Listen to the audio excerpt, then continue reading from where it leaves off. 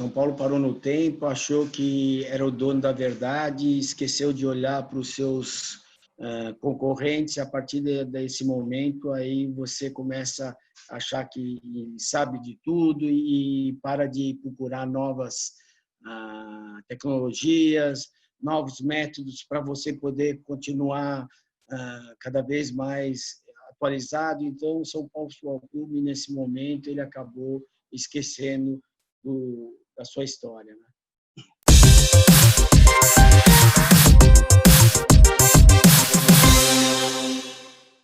A situação de São Paulo não vai ser muito agradável, não. Acredito que em dezembro a nossa dívida chega em quase 800 milhões, né? Eu acredito que você tem que ter muita coragem, né? Determinação, focar no seu objetivo, que é cumprir o orçamento, não deixar passar o orçamento, ser coerente com o recurso que você vai ter, né? Você tem que gastar menos, você não vai ter como ficar contratando jogador, você vai ter que usar a base. Então, a partir desse momento, você vai ter que ter responsabilidade, o que a gestão passada não teve, né? Não teve coerência nas contratações e nem nas suas despesas. Então, o São Paulo vai focar fortemente em conseguir novos recursos. Não será fácil para todos os times, não só para o São Paulo Futebol Clube, mas eu acredito muito no São Paulo porque os gastos, se você vê, a grande parte dos gastos do São Paulo foi do futebol, 80% dele foi do futebol. A partir do momento que você vai colocar um profissional no futebol, que vai ser o Marco Aurélio Cunha, e que vamos dar uma diretriz do que o São Paulo tem que fazer, que é usar a base, aí eu acho que não vai ter problema, não. Nós vamos tirar o São Paulo desse inferno astral.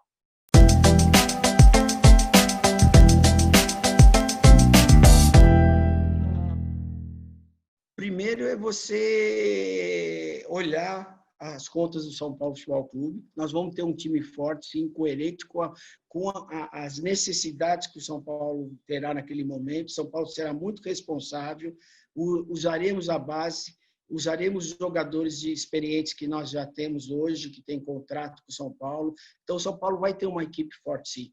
Mas o principal de tudo é olhar as contas, é ser responsável, transparente, ético, para tirar o São Paulo desse buraco. Nós só vamos conseguir tirar o São Paulo desse buraco gastando menos do que arrecada. Aí sim nós vamos tirar o São Paulo do buraco.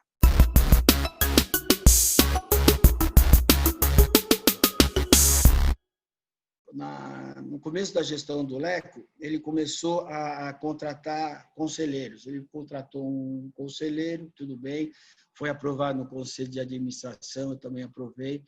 Aí ele escolheu mais um outro conselheiro, eu também aprovei. Quando ele começou a trazer 3, 4, 5, eu fui na sala dele e falei, presidente, você não precisa fazer isso. O que você está fazendo é uma política de Brasília. Você está pegando pessoas de partidos aqui, de grupos, e colocando como remunerado. E a função mesmo do novo estatuto é trazer pessoas com meritocracia, pessoas da área, profissionais da área, e você não está fazendo isso. A partir daquele momento, ele falou, não, eu vou fazer, eu quero, tal. Foi quando também ele foi contratar o Maxwell. Eu fui lá, entrei no Conselho de Administração e virei para ele, presidente, você já olhou na internet? É tão fácil. Entra na internet, você vai ver que ele não joga, ele joga uma partida e depois ele fica fora. Ah, eu gosto, eu vou contratar. A partir daquele momento, eu vi que ele não veio para fazer o bem, ele não veio para ser um gestor, ele veio para administrar o ego dele. E ali ele começou a prejudicar o São Paulo Futebol Clube. Tanto que você vê a dívida do São Paulo hoje é de 570 milhões de reais. Quem que estava certo? O Leco ou o Roberto? Então, eu sou, sim, oposição desde aquele momento. É muito fácil as pessoas querem me colocar como situacionista. Não, eu fui lá, votei contra tudo que foi, votei contra o balanço nessa última votação. Então, eu estou lá para resguardar a instituição, eu estou lá para mostrar para os conselheiros que a nossa obrigação é dizer não, sim, quando tem que dizer não. Não ter medo, vai lá, diga não, mostra que você está lá defendendo a instituição. E foi o que eu fiz.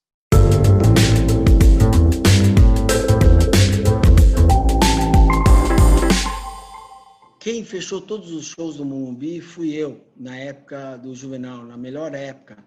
Na época do Juvenal, ele passou os shows para mim, eu peguei os shows do Morumbi com 300 mil reais.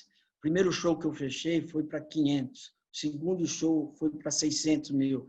Chegou uma hora que o Juvenal me chamou na sala dele e falou, não vai ter mais shows no Morumbi. Eu falei, por quê? Porque estão dizendo que não vai vir mais shows para a cidade de São Paulo. Eu falei, presidente, fique tranquilo, eu vou cobrar mais caro. Cheguei a 1.200.000. Nesse meio tempo, eu fiz 51 milhões de reais de show para o São Paulo Futebol Clube.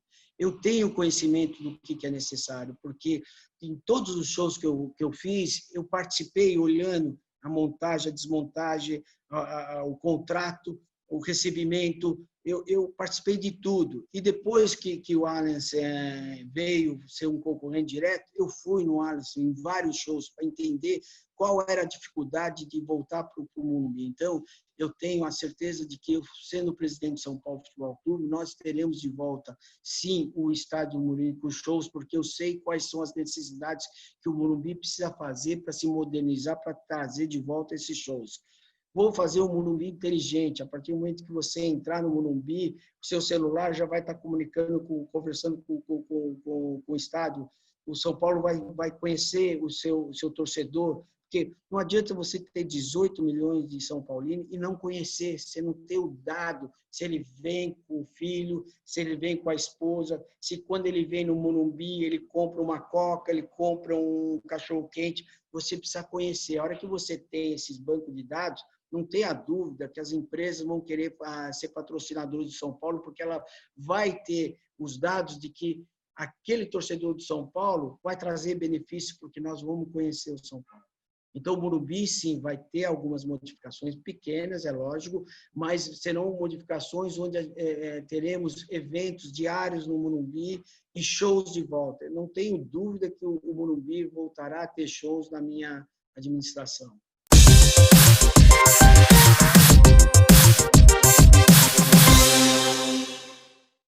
São Paulo vai olhar um pouquinho para o Flamengo. O que o Flamengo fez para sair do buraco? Como que o Flamengo fez para sair do buraco? Ele era um gestor, uma pessoa que não entendia de futebol, mas um grande gestor, e foi lá e tirou o Flamengo desse buraco.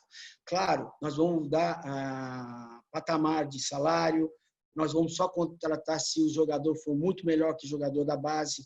É aquilo que eu venho falando.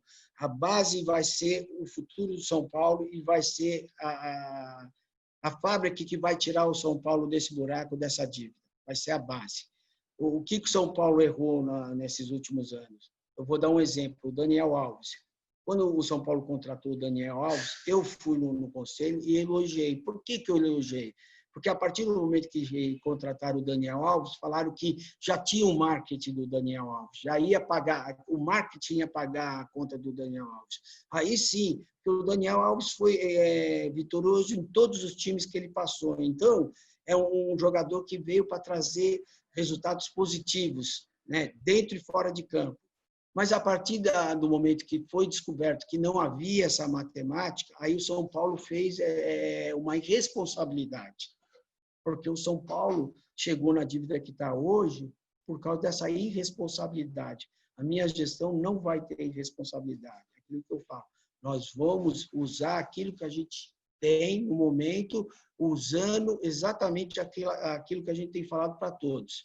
Nós vamos seguir rigorosamente o nosso orçamento. Vamos gastar sempre menos do que arrecada.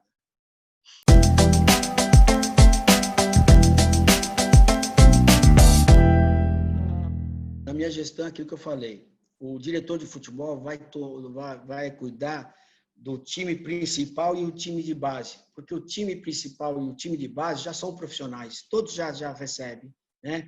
Então, nós vamos fazer essa junção do profissional com a base. Então, o diretor de futebol é que vai tomar conta de toda essa cadeia. Nós vamos aproximar o principal da base. O que eu quero fazer? O jogador de base, ele tem que se tornar uma referência aqui dentro. Tem que ter a história. Quando ele sair, o torcedor lembrar que ele jogou no São Paulo, que ele teve anos aqui. Eu vou segurar o máximo possível para poder vender muito bem esse jogador. É lógico que quando você começa a receber uma proposta que não dá para segurar, mesmo porque o jogador quer ir embora, você não tem o que fazer, você tem que vender sim. Mas o nosso objetivo é fazer com que o jogador tenha um pouco de história, seja conhecido, não apenas entra, joga 2, 3 partidas e depois seja vendido. É um erro muito grande. Você vende jovens talentos com um preço barato, traz jogadores mais velhos, depois você não tem como vendê-los. É um erro tremendo de administração.